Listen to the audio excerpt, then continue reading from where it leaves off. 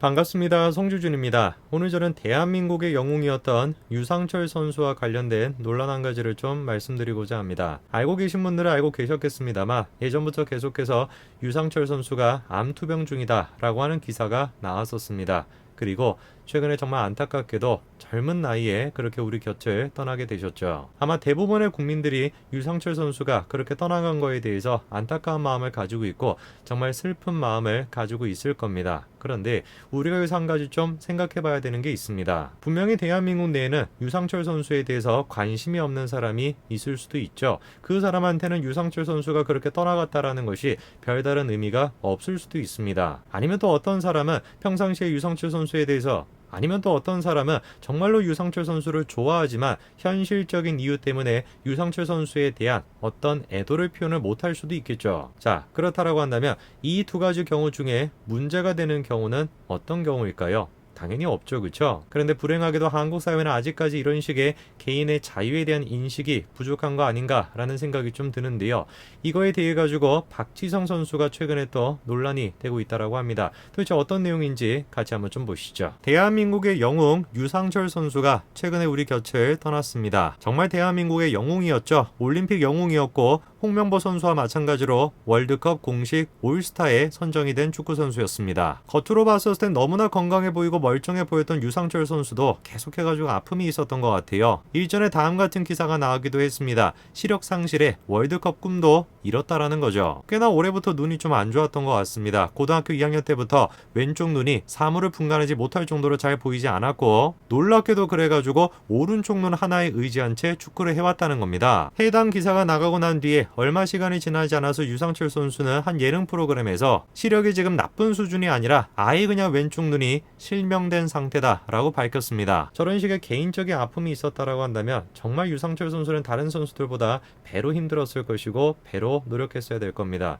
어디 가서 뭐 하소연도 못하는 거겠죠, 그렇죠? 야, 내가 눈이 보이지 않아. 그런 얘기하면은 축구계에서 진짜 퇴출당할 수도 있는 것인데 얘기도 못하고 혼자서 저렇게 애써왔을 모습에 상당히 좀 마음이 안 좋습니다. 축구 선수를 은퇴하고 난 뒤에 유상철 선수는 여러분도 잘 아시는 것처럼 감독으로 데뷔하게 되는데요. 바로 인천 유나이티드의 감독직을 맡게 됩니다. 자, 그런데 그 이후에 유상철 감독에 대해 가지고 건강 이상설이 나왔는데요. 그도 그럴 것이 황달 증세가 보였기 때문에 그래요. 벤치에 앉아있는 모습에서도 굉장히 좀 힘들어하는 듯한 그런 모습이 몇 번 보였었죠. 자, 그러다가 깜짝 놀랄만한 사실이 밝혀지게 되는데요. 한 언론사의 기자가 유상철 선수 측과 아무런 얘기도 없이 일방적으로 암투병이다 라고 하는 사실을 공개했던 것입니다. 그래서 결국에 인천 유나이티드 측에서도 유상철 감독의 건강 상태에 대해 가지고 밝히게 되었습니다. 근데 처음에 그 얘기가 나왔을 때까지만 하더라도 그렇게까지 건강이 막 심각한 상태는 아닌 것으로 보였는데요. 그런데 2019년도 11월 달에 유상철 감독의 인터뷰를 통해 가지고 상황이 굉장히 심각하다라는 게 알려졌는데요. 그때는 이미 암이 췌장뿐만 아니라 다른 장기로 전이가 되고 있었다라는 겁니다. 2019년도 말에 유상철 감독의 상태는 정말 좋지가 못했습니다. 이미 그때 당시에는 암이 몇 기까지 됐던 것이고 다른 장기로 전이까지 되어 있으니까 굉장히 상황이 좋지 않았던 것이죠. 그런데 2020년도 초에 유상철 감독은 또 건강을 회복하는 듯한 그런 모습을 보여줬거든요. 2020년 2월 달에 유상철 감독은 요코하마 마리노스의 홈 경기를 방문했었습니다. 그때 당시에 공개가 됐던 영상을 보시면은 유상철 감독의 상태가 좀 좋아진 것 같은 그런 모습이 보였거든요. 그리고 얼마 지나지 않아서 실제로 유상철 감독은 반드시 돌아오겠다라고 하던 약속을 지키고 다시 감독직으로 복귀하게 됩니다. 유상철 감독이 다시 감독직으로 복귀했었을 때 많은 분들이 야, 그래도 유상철 감독이 진짜로 약속을 지켰구나, 다시 돌아오겠다는 약속을 지켰구나, 췌장암 그까짓 거 결국에 이겨내고 다시 돌아왔구나, 그렇게 생각을 했습니다. 그런데 불행하게도 결국에 상태가 좋아지지 못했고 최근에 우리 곁을 유상철 감독이 떠나게 되었죠. 유상철 감독이 떠나고 난 뒤에 정말 우리가 생각할 수 있는 웬만한 축구 선수들 그리고 축구팀들은 유상철 감독의 마지막 길을 배웅을 했는데요. 수많은 대한민국의 축구팀은 유상철 감독의 마지막 길을 배웅을 했습니다. 축구팀들 뿐만 아니라 우리가 생각할 수 있는 웬만한 축구 선수들 또한 마찬가지로 유상철 감독의 마지막 가는 길을 같이 함께 했는데요. 심지어 거스 히딩크 감독조차도 한국으로 들어오지는 못했지만 이런 식으로 해외에서 유상철 감독의 마지막을 함께를 했죠. 했죠. 사실 뭐 축구에 관심이 없는 사람이라고 할지라도 유상철 감독에 대해 가지고 안타까운 마음을 가지고, 그리고 축구에 관심이 있는 사람이라고 하면 뭐 당연히 두말할 것도 없이 유상철 감독의 마지막 가는 길을 저렇게 같이 배웅을 하겠죠. 그런데 여기서 이제 논란이 터져 나왔던 겁니다. 다른 사람도 아니고 유상철 감독과 함께 올림픽 경기를 뛰었던 대한민국의 마찬가지로 축구 영웅이라고 불리는 박지성 선수가 어떻게 된 것인지 유상철 감독의 저거에 대해서 아무런 지금 반응이 없었던 거예요. 생각할 수 있는 모든 축구 선수들이 다 애도했음에도 불구하고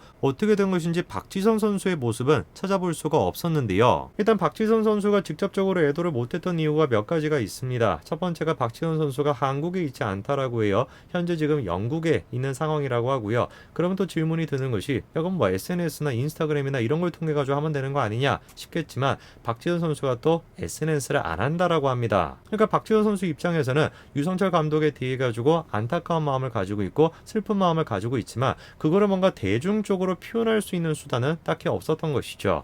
물론 이제 우리가 그렇게 생각할 수도 있습니다. 야 그럼 거스 히딩크 감독은, 거스 히딩크 감독도 마찬가지로 해외에 있는데 유상철 감독에 대해 가지고 메시지를 보내지 않았냐, 박지성 또한 마찬가지로 그렇게 메시지를 보냈으면 되는 거 아니냐라고 할 수도 있겠습니다만, 이거는 철저하게 뭡니까? 개인의 자유입니다. 어떤 사람은 그런 식으로 메시지를 통해 가지고 슬픔을 표현하는 걸 원하는 사람이 있고, 그리고 어떤 사람은 자기가 슬픔을 표현하는 것 자체가 대중의 관심을 받는다라는 걸 싫어하는 사람도 있을 수가 있죠. 박지성 선수 같은 경우는 SNS도 안 한다라고 하니까 특히나 그런 측면이 컸던 거 아니겠습니까? 근데 수많은 사람들이 지금 박지성 선수와 그리고 박지성 선수의 아내를 갖다가 또 비판하고 있는데요. 결국에 그래가지고 박지성 선수 측에서 이렇게 입장 표명을 했죠. 슬픔을 인증하라고 이상한 소리 하지 말라는 겁니다. 슬픔을 증명하라고, 조의를 기사로 내서 인증을 하라고, 좋아요 인증샷을 찍으라고, 도대체 어떤 세상에 살고 계신 겁니까? 본인이 접한 부분적인 기사나 인증샷이 세상의 전부라고 인식하고 있는 유아기적, 자기중심적 사고에서 기이나 황당한 요구가 대부분이라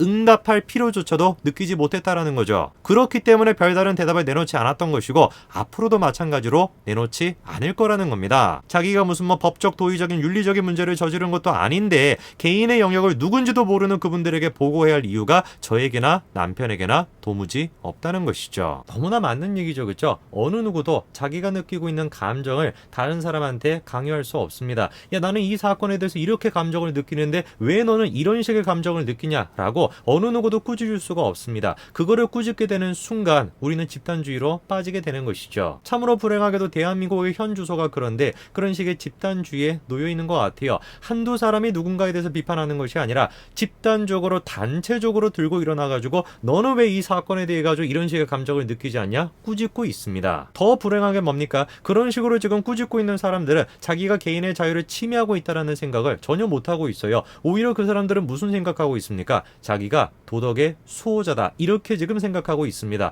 아니 어떻게 이 사건에 대해서 슬픔이라는 감정을 못 느끼냐? 슬픔이라는 감정을 못 느껴? 너는 비도덕적인 사람이야. 그러니까 내가 너를 비판하는 건 당연한 것이야. 이런 식으로 지금 착각하고 있다는 것이죠. 박지원 선수의 아내가 지금 정확하게 지적을 한 것처럼 박지원 선수가 슬픔을 표현하는 방식은 결코 대중으로부터 인정받을 필요도 없는 것이고 인정받을 수도 없는 것입니다. 오늘까지 말씀드리겠습니다. 감사합니다.